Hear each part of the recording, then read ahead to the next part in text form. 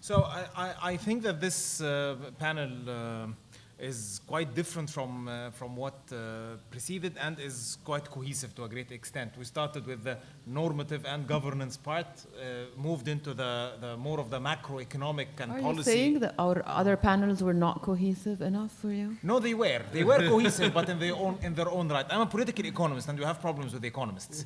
No offense, huh? They were holistic and diversified. Yes, they were. Yes. No. I mean, like the thing is that now trying to shift away from very rich and extremely useful presentations. Really, I learned a lot from them. Into trying to portray a bigger picture. So I was just saying that the transition was rather smooth. Without much coordination. So that implies that the planning was good in the first place, I mean.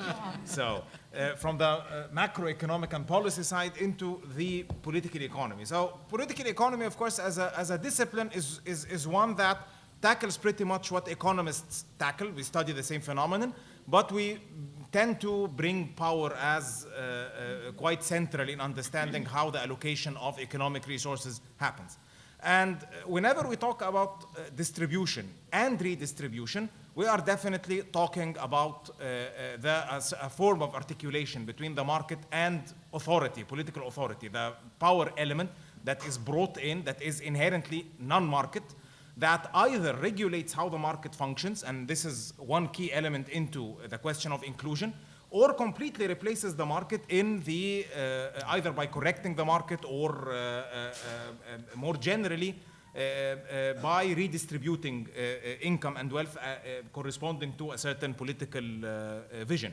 So the issue here is that distribution and redistribution are political matters by definition, so there is no coincidence here that one of the most classic definitions of political science is the authoritative allocation of values, not just economic values, but political economy is pretty much one that focuses on material values, economic values, and the role that authority, not just state authority, but how institutionalized power in the form of authority is one that decides on questions of distribution and redistribution. So, of course, by distribution, I'm referring in classic economic terms to the different factors of production and the return that they get out of participating in the process. But the question of inclusiveness is about getting people to contribute, to participate in the creation of value, and hence to receive part of it, which is a very big challenge, not just in Egypt, it's a big challenge worldwide. Many of the presentations touched on the challenges that either originate from technological innovation or from state policies or from bigger structural changes that have been happening in the past 30 or 40 years, having to do with with globalization and more importantly, the universalization of neoliberalism as a hegemonic ideology until quite recently, when this has become more and more challenged globally. And of course, the case of redistribution is the more familiar taxation expenditure thing, where the state mediates the process of redistribution, usually on a national basis among citizens. So all of the debate about the welfare settings, etc. So the point or the point from which I base all of this conceptually is how politics can be central in understanding the issues. And that's why I call it some form of a political economy of social justice, meaning mainly the political economic side of how many of these alternatives, either that originate from normative theoretical discussions, which is extremely important because they are the ones that frame what is correct, what is incorrect, what should be there, but also all the alternatives on the policy and institutional level that have been in existence, especially since 2008 with the crisis, and when the questions of distribution and redistribution have come again to the fore, especially with a concept like the trickle-down effect being very much challenged academically as well as politically. So one of the key contradictions that have been outlined or underlined before is that the only politics that we have, if we are referring to authoritative actions that refer to how the economy either functions or how the economic value is redistributed, is still only existent on a national level, or what we may call a domestic level or local level. It has to do with nation states. It has to do with states.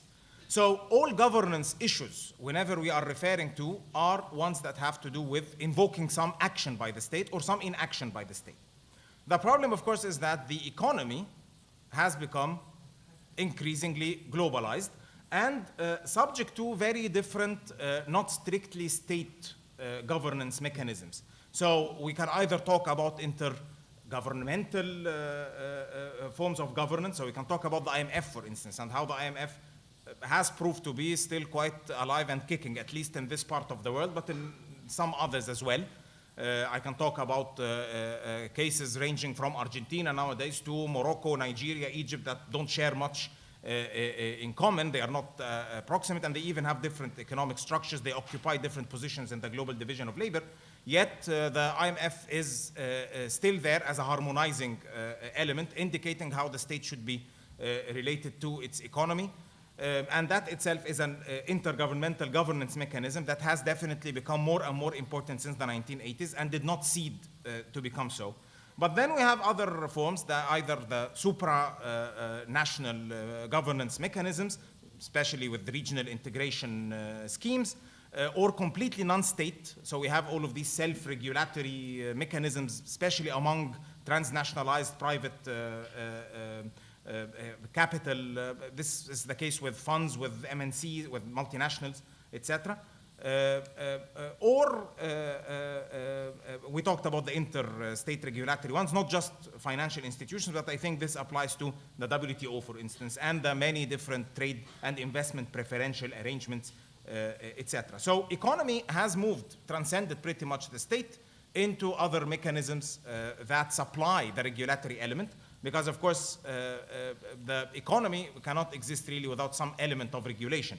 The whole issue here is that we have politics that is still trapped pretty much on the state level, and an economy that is no longer trapped in the state level. And I think that this is something that we have to be very much aware of, because it is showing many of the limitations that both left-wing as well as right-wing movements and political parties have been facing in the past 10 years. Because what happened here is that we moved away from the hegemony that neoliberalism once had. So now nobody really buys the trickle-down effect, because we know statistically and empirically that it doesn't exist. It's as simple as this. So the most advanced economies on which we have enough information have shown in multiple studies that have not really been challenged methodologically that there has been an upward distribution, and this is something that has been happening consistently. So the issue of redistribution that was downplayed since the Washington Consensus and since before is now, or has made a very strong comeback. The issue, of course, is how this can materialize. So we do have many alternatives, we do have many suggestions, but the question is, how can this materialize? And this is a political economy question. Who's going to do this, and how are they going to do it? Which governance mechanism can do such a thing, given the economic landscape that evolved in the past 3 or 4 decades? And this, of course, raises the question of about the relevance of the state facing such globalized and financialized economy. And again, this is a very practical regulatory challenge, but it seems to be the one that determines how many of these alternatives, how much of the normative debate itself can materialize into policy and institutional arrangements. So since the meltdown of 2008 and the crisis that ensued ever since, for the past 10 years, you have had heavyweight economists that are saying that the global economy overall has never recovered. So one of the interesting contributions was by the neo-Keynesian economist Paul Krugman, who used a term, I think, that he molded even before the meltdown, about economics of depression. The idea that we are going into a very prolonged period, which is not going to be like the Great Depression, because it is not going to be that intensive, but rather it's going to be extensive, where we'll have a long-term recession, but one that is interrupted by some cycles of what seems to be recovery. And it seems that he got it right somehow, because we are still witnessing these problems. But the problem, of course, is not just with the global economy not recovering. So global trade has been contracting, and on average in the past decade. But this was not only the case. The idea is that we have an ideological problem, as I was saying, meaning that the neoliberalism is being increasingly challenged by a very broad spectrum of actors, on the right as well as to the left, by the way, but especially neoliberal globalization. Because here comes the difference, because they don't stand, of course, very clearly. Because to the right, we have political movements as well as parties that are not content with globalization, but not necessarily with neoliberalism. So they are not necessarily anti-neoliberal, not to mention anti-capitalist. It seems here that they are, well, betting somehow on getting the state back to relevance and into getting borders back, getting state regulatory power back, so deglobalizing at least some aspects of the economy in order to capture some of the return that was missed. And interestingly enough, this seems to be creating a cross-class form of coalition that includes what we used to think as the working class or the labor. So the recent UK elections, for instance, indicate that there's something interesting at work here. The idea of deglobalization having to do with one very strong element of globalization that has been the movement of labor, that has never been free, by the way, has remained subject to the state regulation more than international regulation. Yet, most probably, this is why it was inviting for some immediate policy change by changing the national regulatory framings in the US and the UK, etc. Ironically, the very centers of the beginning of neoliberal globalization 40 years ago. Of course, to the left, we have apparently more problems with neoliberalism rather than with globalization per se. But the Thomas Friedman's The World is Flat and other very optimistic, extremely flat, really, assessments of where things were seem not to hold anymore, fortunately.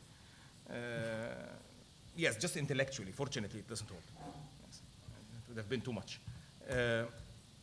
So how is the governance issue tackled? So one of the interesting things, of course, is that sometimes you hear some intellectual debate that goes into, well, assuming that had we had an international government, we would solve the issue of redistribution, especially with the financialization, that you have all of this capital that keeps moving. Financialization that nobody knows whether if we tamper with, most probably it might kill the global economy for some years, so nobody wants to tamper with it because many very extremely good economists, and I'm not an economist, seem not to understand exactly where value is created. This is a big mystery. We have no clear idea now. So we know that most probably the classical forms of value, where they come from, the Marxian, Adam Smith, Ricardian, don't hold anymore, so it's much more complex now. We understand this. We moved into this Schumpeterian model of value creation and destruction, but then we have no idea really about how this happens and what this is. So the global economy has delivered, it has been growing, but going hand in hand with the increasing financialization and not only globalization in terms of trade in commodities. So one of the issues here is that, of course, we don't have an international government, and the issue of climate change is one very sad reminder that we don't have one. And hence we are left with many problems of well, coordination, cooperation between governments, between peoples, mainly between governments. So I'm imagining that to have an international government, of course, can solve a lot, because it can project politics on a global level, and then we can deal with a globalized economy through globalized politics, but this is not going to happen anytime soon, it seems to be. This is what they call a deus ex machina. I love mythology. It's when you have, it's Latin, but it's referring to a Greek god who descends from the heaven in order to solve the problem. This only happens in Greek mythology and in old Egyptian movies. Otherwise, it does not happen. So so that is the option one. I just wanted to kill it at the beginning, so not to imagine anything. The other element that we are left with, of course, is national governments acting. And it seems that, as a matter of fact, some of the, using the antiquated language of dependency theory, and I'm very careful here not to use it fully, but some of the core countries, and I would say core countries not in the West only, so you have China, for instance, has become a core country. Some of these, apparently, if they act, they can change a lot. So the US, for instance, has been supplying the regulation on an international level for many years through multiple channels, through bilateral, multilateral, plurilateral, and whatnot, investment and trade agreements, etc., and not just the building of international organizations. So this seems to be, of course, one element, if this can happen in one center, especially when it comes to the issue of taxation and controlling the flows of capital. So that is one element that is potentially there. It is beyond, of course, the means of the countries that don't really contribute much to the completely deregulated movement of capital and really globalized. But interestingly enough, it does not appear on the radar. You don't have much talk really about attacking tax havens, which would be the very first thing on the list, because we all know nowadays that, thanks to the knowledge that is being produced by economists in the EU as well as in the US, that tax havens, for instance, have diminished considerably the capacity of governments in these countries to raise taxes. And many of these countries already, not just in the global south, but in the global north as well, are having problems of this shift away from taxation into depending on debt in order to finance their expenditure. So even though this is the problem, you don't have much talk about it. But at the end of the day, this is an issue that can be dealt with within national polities. So I would say that this is something that might happen, and if it happens in one of these centers, it might initiate some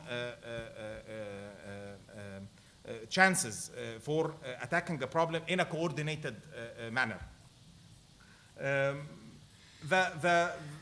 And this, of course, element of the state is something that cannot be taken away from those who can engender such changes, those who can push for it, which is global social movements, which is something that has emerged since the 1990s, and especially throughout the 2000s, where we had globalization. Like the anti-globalization movement was a classical case of a globalized movement.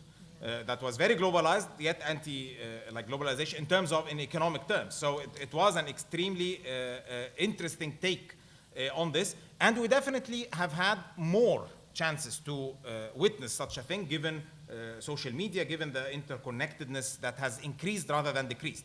So this is something that can be there, still attacking governments, especially in the core countries, and simultaneously attacking the intergovernmental as well as the supra-governmental issues, like regulatory framework and institutional mechanisms, in order to address the question of regulation, of how to supply the governance question that can enable some authoritative act, corrective act, that can mitigate the problems that have been created on the distribution and redistribution sides, and now that are being very much felt. I'm not very optimistic, of course, because this is something that I'm not optimistic in general, but I'm not optimistic on this in specific, because what we have been seeing here is rather the promising early left-leaning alternatives have taken their turn, and now they seem to be like we're past this moment.